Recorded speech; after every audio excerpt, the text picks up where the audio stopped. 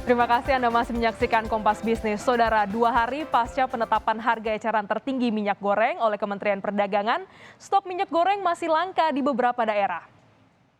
Di Pasar Tumpah, Sukawati, Gianyar, Bali misalnya, harga minyak goreng kemasan 900 ml dijual Rp13.000 sampai Rp14.000. Sebagian besar pedagang masih memiliki stok minyak goreng dengan harga lama, yakni Rp38.000 untuk minyak goreng kemasan 2 liter. Pedagang di pasar ini menuturkan masih kesulitan mendapatkan harga minyak goreng sesuai aturan pemerintah dari produsen. Pedagang pun mengaku banyak pelanggan yang akhirnya beralih membeli minyak goreng di toko retail. Di pasar tradisional Podosugi, Kota Pekalongan, pedagang juga masih menjual dengan harga di atas harga eceran tertinggi alias lebih dari Rp14.000. Para pedagang masih menjual dengan harga Rp18.000 hingga Rp20.000 untuk minyak stok lama, sedangkan dengan minyak stok baru dijual dengan harga Rp15.000. Pedagang beralasan mereka mendapatkan minyak tersebut dari distributor seharga Rp14.000 per liter, maka dijual dengan harga Rp15.000, mereka akan mendapat untung Rp1.000. Guyuran minyak goreng dan kebijakan selisih harga yang ditanggung pemerintah belum mengurai benang kusut minyak goreng di tanah air. Malah muncul dugaan kartel. Kompas Bisnis sudah bersama dengan Guntur Saragi, Wakil Ketua Umum Komisi Pengawas Persaingan Usaha atau KPPU. Selamat pagi, Pak Guntur. Selamat pagi Mbak Lini. Iya, Pak, ini sejauh ini kan sudah dilakukan penyelidikan ya Pak oleh KPPU ya Pak. Alat buktinya apa saja sih Pak untuk adanya indikasi dugaan kartel minyak goreng ini Pak?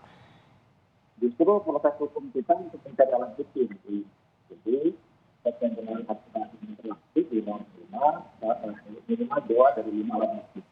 Jadi proses kita ini adalah mencari yang terkait apakah ada pelanggaran proses hukum di dalam industri minyak goreng saat ini. Satu hal pelanggaran tidak kartel. Jadi ada banyak norma-norma yang mengatur pelanggaran persaingan hukum. Masih menelusuri ya Pak adanya dugaan. Ini indikasinya seperti apa sih Pak yang dikategorikan sebagai dugaan adanya kartel minyak goreng ini Pak?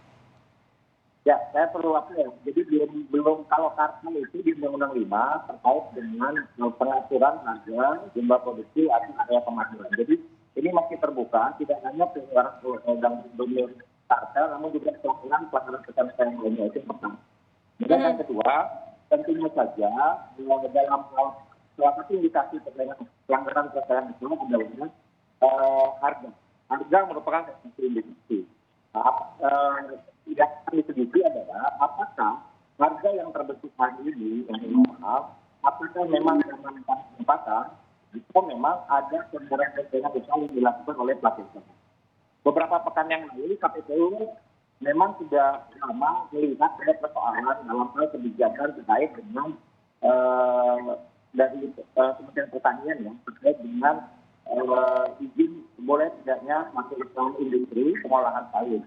Namun dalam belakangan ini KPPU melihat indikasi sekitar negara dan ada tentunya beberapa lain yang akan kita tindak lanjuti melalui penegakan hukum untuk melihat hal ini karena ada pelanggaran persaingan. Sudah berapa banyak pihak terduga ataupun yang mengetahui adanya indikasi kartel ini yang dipanggil untuk dihimpun data dan mendalami kasus ini Pak?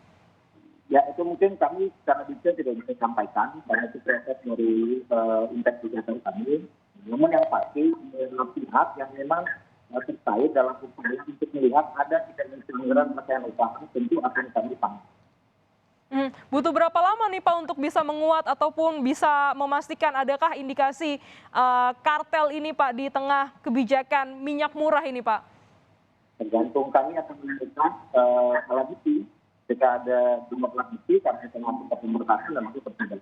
Itu sangat bergantung dari proses menemukan bukti nanti.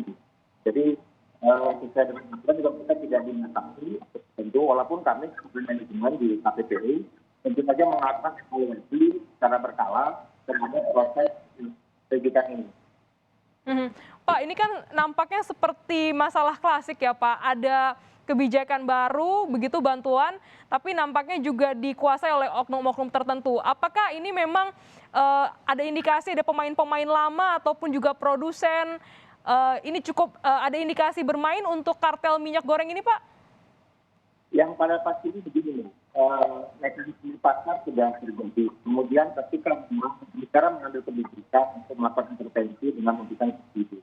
Namun beberapa besar subsidi itu akan seberapa besar efektivitasnya akan dilihat. Namun nilai pasar itu sebenarnya jauh lebih besar dari nilai yang ada dari pemerintah akan berikan.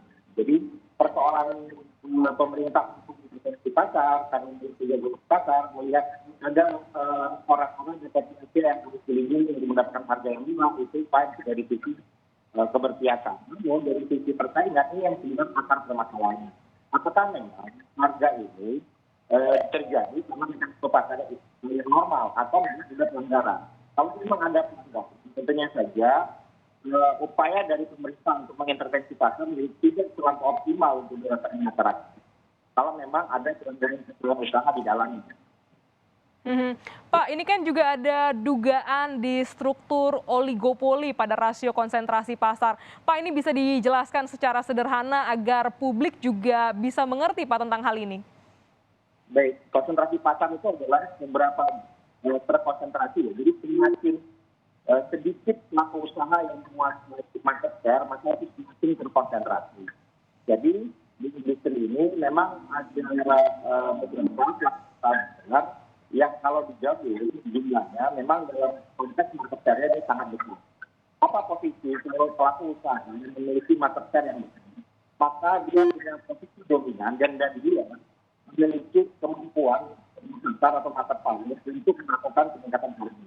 Karena persaingan relatif tidak begitu terjadi di pasar-pasar yang terkonsentrasi. Jadi seperti itu. Jadi memang pasar di kita di ini memang masih pada terkonsentrasi. Beberapa pelaku usaha memiliki pangsa pasar yang dominan di pasar.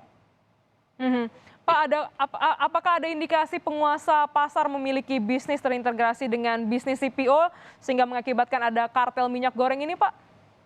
Oke, itu agak terpisah ya. Soal bisnis terintegrasi, memang dari aturan yang kemarin didorong pemilik perkebunan memiliki perusahaan pengembangan TDS. Memang kebijakannya itu dulu didorong untuk terjadi hal seperti itu, terintegrasi. Itu yang dari KPPU tidak memberikan sebuah pertimbangan.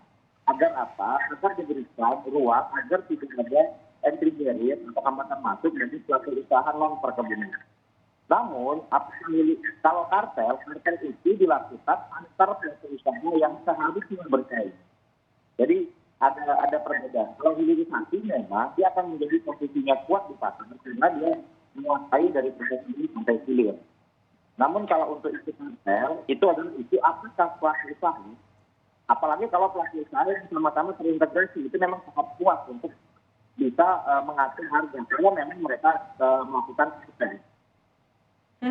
Baik Pak, terima kasih Pak Guntur Saragi telah bergabung di Kompas Bisnis pada hari ini dan kita nantikan bagaimana pengungkapan dugaan praktek kartel minyak goreng oleh KPPU. Terima kasih Pak Guntur. Terima kasih Mbak Glenn.